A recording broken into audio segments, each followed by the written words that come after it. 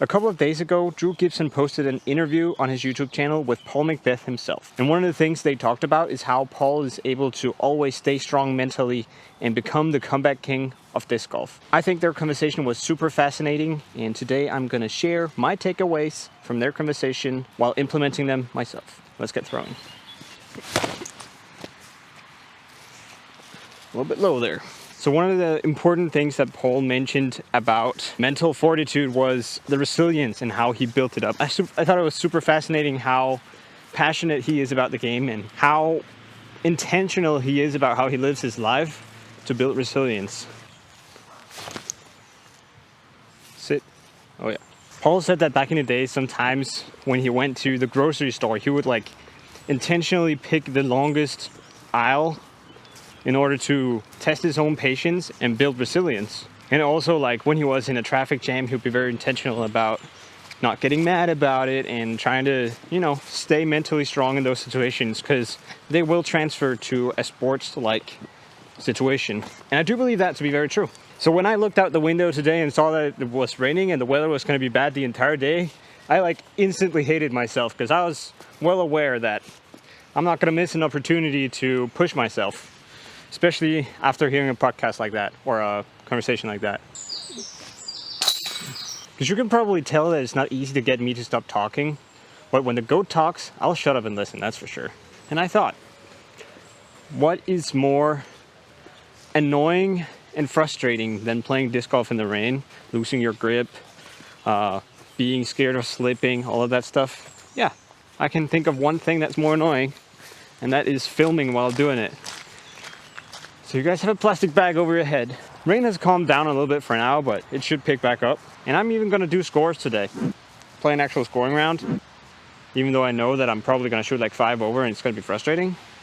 I'm trying to become the comeback king, Or at least just get better at staying cool, I guess. And now we'll get another opportunity to get this one clicked off my birdie card. And that looks really good. Get a skip. Okay, now that's definitely a putt. Probably inside the circle even. Oh yeah, 5 meter putt. Better get this one. Bro, what are you doing? Oh, that's frustrating. But we stay cool. No, but seriously, the topic of staying cool on the course and not getting too frustrated or not letting it get to you has been pretty upfront on my mind lately, because in my last tournament in Skew, I talked about it already in the last video. I broke down a little bit on the first round there. I was having a good round and putting wasn't hitting, and all of a sudden I went bogey and double bogey, and I kind of got a little bit frustrated. Ended up going 6 over par in the last five holes, and that's completely unacceptable. And I actually ended up after the round, which was a 3 over and a 950 rated, which isn't terrible, but I expected better after that start. I ended up being pretty frustrated and going around and being a little bit in a bad mood. And I don't feel like that's quite me. I want to be the best at what I'm doing, just generally in life, as best as I can be. And I'm well aware I don't have the perfect stature and I might not be the most athletic person, although I think I'm decently athletic. But I'm not optimal for disc golf. But when it comes to the mind and motivation and stuff like that, I feel like I should be up there with the best of them. Get a skip. That's not gonna skip in that grass. And also, you guys know I've been putting 300 to 400 putts a day in my basement for the last 2 months, and still I've probably been the worst putter in every single tournament that I've entered this year. For some reason, I've just not been able to hit my putt in the tournaments, and that is frustrating. And it went so far that yesterday in my basement when I was putting, I actually dropped an F-bomb. And I'm a Christian and I don't usually swear at all, so that was pretty big to me. I was like, whoa, okay, what is happening with me? Am I unable to control my emotions while practicing for disc golf? I need to tone it down a little bit. So now you know kind of the backstory of why I need this video and why I need this practice. I think it's going to be a very important part of me being the best player in Denmark by 2026.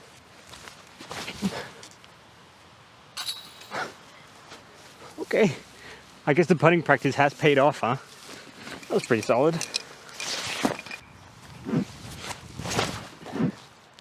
Oh, it's a little right, I think. A little early. That's pretty good. Går lidt hurtigere, når man kun er en. Der var godt nok en gren der. Nej, det er min. Det er min.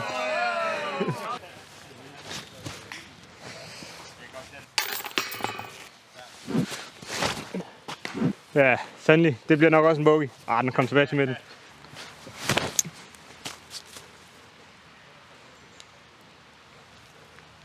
Might have rolled a little bit to the right. That's good. All right, just got to play through the guys in front of me. So played really bad there. A little bogey, and then I guess I should have a pretty easy par now. Got some distance on that roller, even though I didn't get it on in-heiser enough. But yeah, obviously I did go putting again today, and it actually felt really good. I am starting to feel that I have the same stroke every time when I'm in the basement, and I found my way to putt. I'm not gonna change it anymore now. I've actually found the perfect, well, not the perfect, but the perfect for me, I guess. Perfect stroke. So now I just need to practice that, and like I said in the last video, practice finding that stroke in the middle of a round. And this is my putting stroke. Oh, just a little more juice and that was good. Well, it's a par. One of the things that I have been struggling with a putt, like you saw in skew, is that when I get a different grip than I usually have, I instantly like start grip locking everything and can't really control it. So really gonna focus on trying to not get mad when grip kind of gets in the way of my throw, or I start slipping and stuff, things that I usually get frustrated by. I'm gonna try to just accept it. That's part of the equation today. We're just gonna set our expectations a little bit lower. I'm not gonna shoot my personal record or anything today. That'll be the next video or another video, I don't know. Today a par would be really good, I think. Par round. Oh, it's low. Really good angle though. Oh, it's bad. It's really bad. Wow, that's a big gap to miss. Oh, goodness gracious. Yeah. Grip issue. It's fine, we can birdie the next one. Hole 7. Very birdieable. Yeah. Really nice straddle putt there. Good release. One thing I've learned about my putt is that I don't actually need as long of a swing as I thought to generate power. It's more just about the wrist going from here to here. That'll be the most important part, and then the spin will take it to the basket. So when I have a jacket on like today, usually I'll struggle a lot because I can't pull the disc back as far as I usually want to. But then I'll just focus more on curling my wrist, so I actually can pull it back to the natural position and have actually uncurled it quite a bit. Does that make sense? I don't know. Sometimes things make more sense in my head than it probably does for you guys. I don't know. Not much to understand on this hole though. Just throw it straight. And that I did. I might have yeeted that disc a little bit too hard. I think I'm just outside the circle long. But I guess that makes it an ace run, huh? And it was in the gap the entire way. Happy about that. So this is actually the second video in a row that is on the topic of training or practice. And that is going to be a little bit of a theme here, or like next couple of weeks, I believe. I do have an off weekend when it comes to tournaments right now, and then I have 1 or 2 tournaments in next weekend, depending on whether or not I go to the second one on Sunday. But obviously I've set some really high goals for myself. Like I mentioned earlier, I want to win the Danish Championships in 2026, which is unlikely, but that is like my long-term goal, the thing that I dream of, and the thing that's going to push me to keep practicing every single day and working out so I can throw forehands. And then a part goal for me this year is to reach 970, which I've talked a lot about on this channel. And while I have shot a couple of 970 rated rounds and I have increased my rating by quite a bit already, I still haven't finished an entire tournament 970 rated combined. So I am honestly failing on my goals so far, in my opinion. I should have made it further than I am now. Which means more practice. And another obvious goal that I have for this season is that I want to win a tournament in MPO or MA1. There is the tournament next week is in MA1, but it's about the same field. But you know, it's been a while since I've won a tournament, and if I want to compete on the Euro Tour again soon, I better have won some tournaments again before that, because I need the confidence back. I need to believe that I'm a winner. So far this year, I've mainly focused on putting because that has been the biggest problem of mine. But I'm slowly finding that stroke, and obviously I'll keep practicing those like 300 to 400 putts a day. But I'm gonna start implementing some backhand distance practice again. And I'll probably make a couple more videos on that, because on this hole, for example, I would love to be able to just throw something over stable out there on the right side on a hyzer line, make it to the landing zone, instead of having to go my launcher US and do like a flip up and over. It's a little bit more risky in the wind. And as of right now, I probably have like 110, 115 meters, and I would love to get out to 130. That would help me a lot.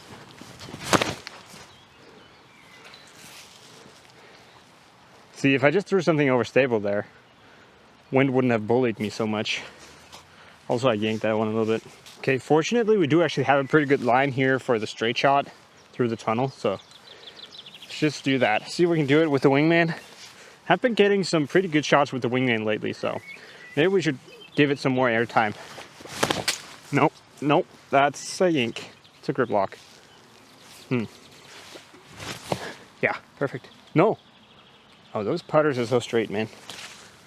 Okay, well, I released it like I want it, at least. I have a short little par, though.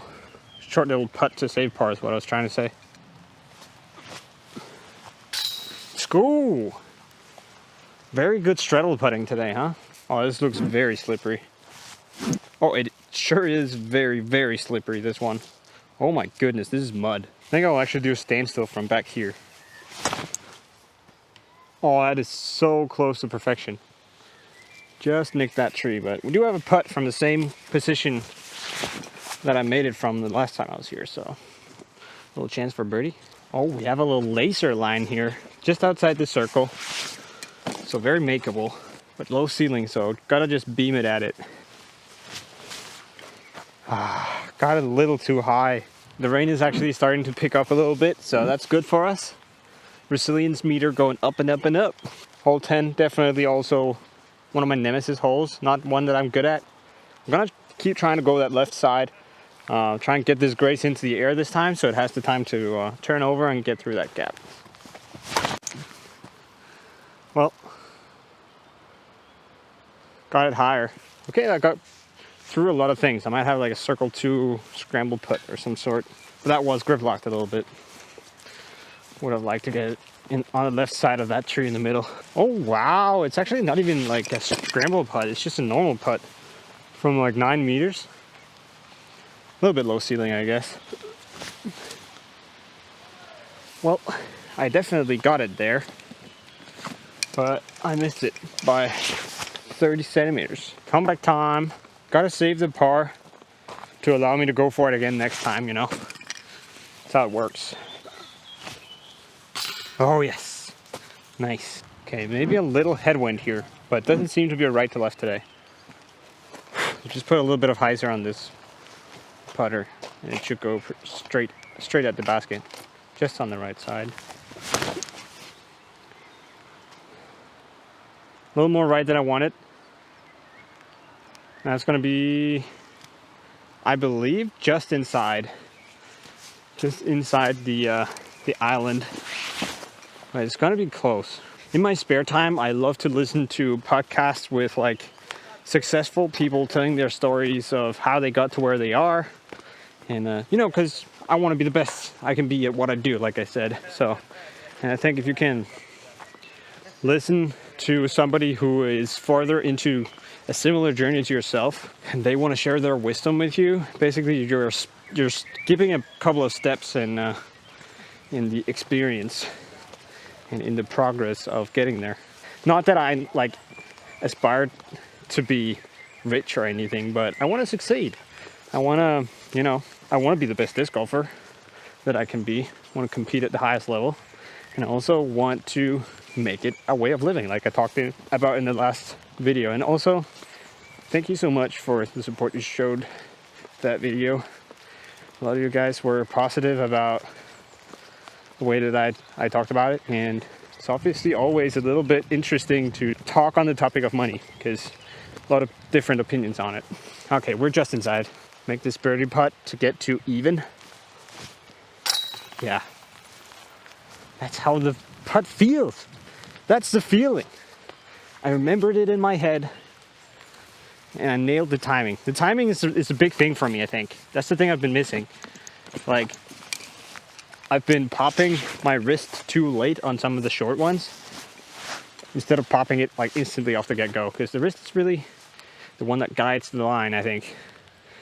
You want to pop your wrist straight towards the basket, and then the grip locks come from coming out here and then something hooking onto your finger or something, you know. Don't want to have that. All right, the downpour has begun just as we come to one of the harder holes of the course. Or at least it's hard for me to birdie because it's a little bit far. Let's try and put something behind this launcher US. Oh, definitely got something behind it. Mainly hyzer, but also a little bit of speed. Okay, we can actually see the basket up through that little left gap. I'm gonna just run it at it because there's a backstop. Oh, a little bit left. We have a putt there though. Got gobbled up by the long grass.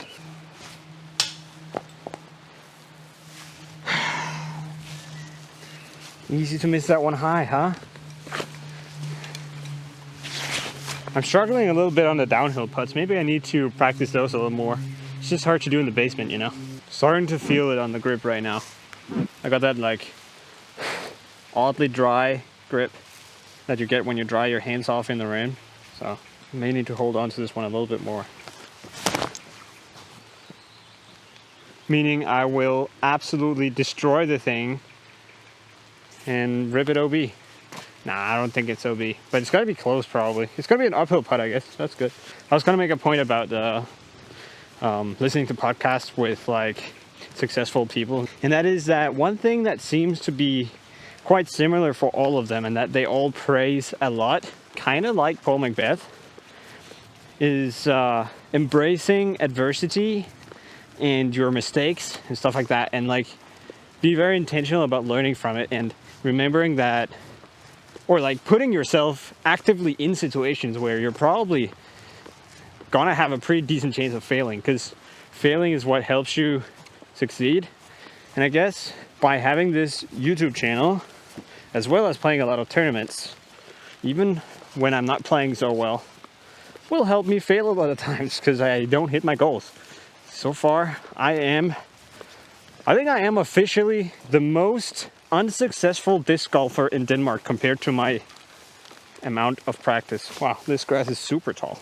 And if I am the most unsuccessful and the most failing disc golfer in the country, it all adds up. I'm gonna be the best in 2026.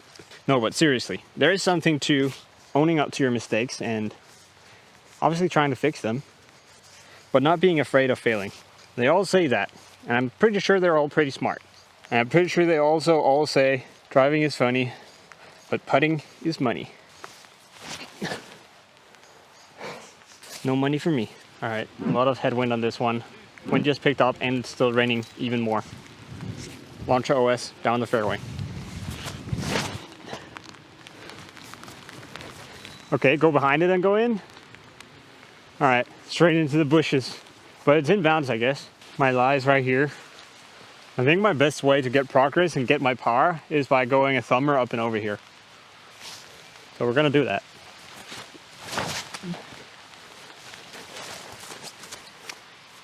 Yep. Tombstone in the middle of the fairway. Got a little forehand up from there, I think. Perfect position here for the little spy forehand up. I hope I can still get enough grip to throw forehands. Might be on the edge at this point. Yeah, definitely slipped out early. Okay, I might be going over to throwing double backhand now because I seem to struggle less with grip on the backhand compared to the forehand. And I need to use the advantages that I personally have, which is double backhand. That's the thing that I've been thinking about. Like, I'm a very versatile disc golfer because I have both hands and can do pretty much all the shots, at least with my right hand, overhand and everything. So when it starts raining, it doesn't make sense for me to still throw forehands if I'm struggling with grip, because I can literally just go to my backhand, lefty backhand, which is almost as good. Definitely not as far, but pretty accurate still. And I want to experiment with that advantage. It's right on the edge down here. I think I may be able to straddle out of it. And it's like 8 meters. So not too bad. I'm gonna put you guys facing me, and then you'll have to just listen to see if I hit the putt. Oh yes! Wow. The no body movement, all wrist straddler, right in the chains. We saved the par. That's really beautiful. Now, when the grass is like wet and heavy like it is right now, it can be a little bit harder to get a roller to stand up. So I may have to put a little bit of extra cut on it and make sure to get it in the right side of the fairway, because it'll go more straight, and the grass is a little bit shorter over there. We'll try.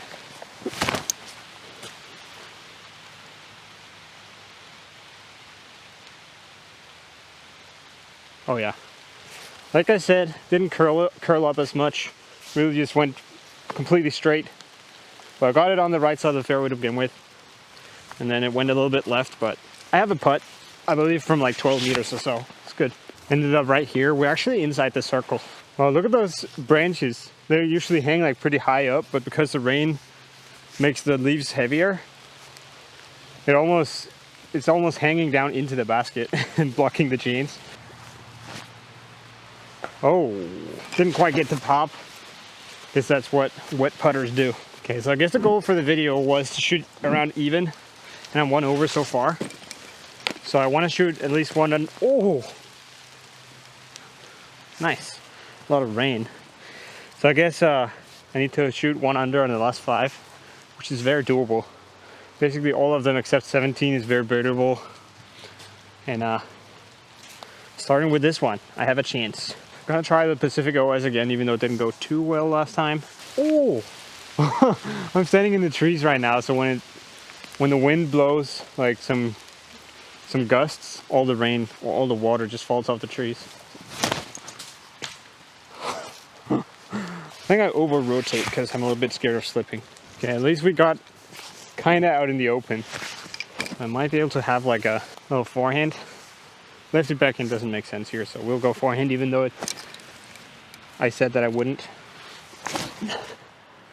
Oh yeah. Oh no, no way.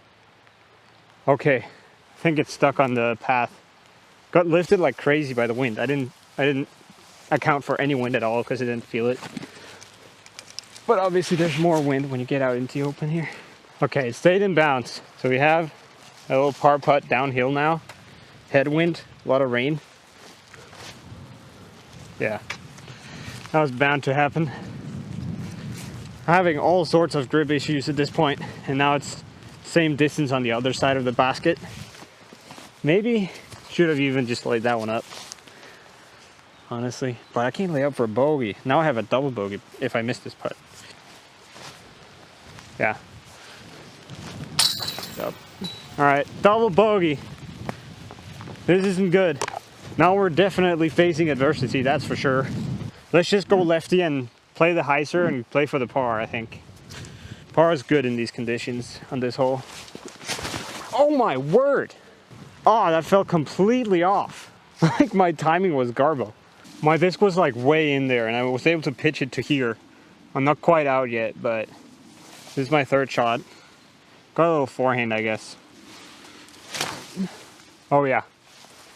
Probably couldn't have done that any better. I think I might be able to reach the basket from there for a potential bogey save, but most likely a double still.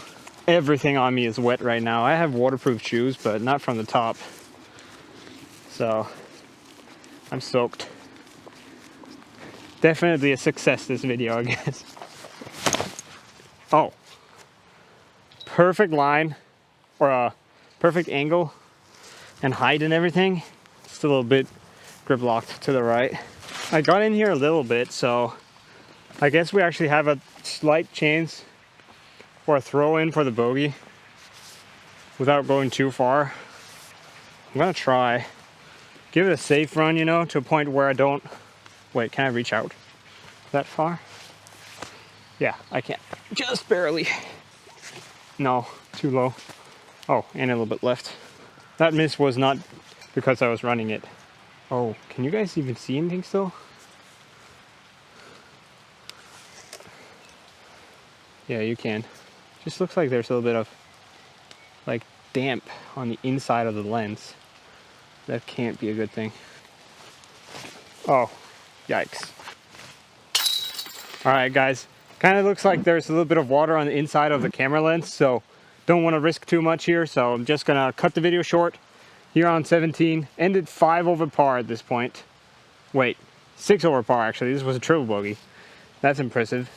But thank you so much for watching, and if you're interested in watching the interview with Paul McBeth that Drew did, there's that link in the description below. And other than that, if you have any video ideas, definitely put them in the comments, and like the video if you want more of this style of video where we do some practice tips and I share my thoughts on the game. Definitely down to share some more of that. Wind is picking up a little bit. Thank you for watching. Have a nice one. Until next time.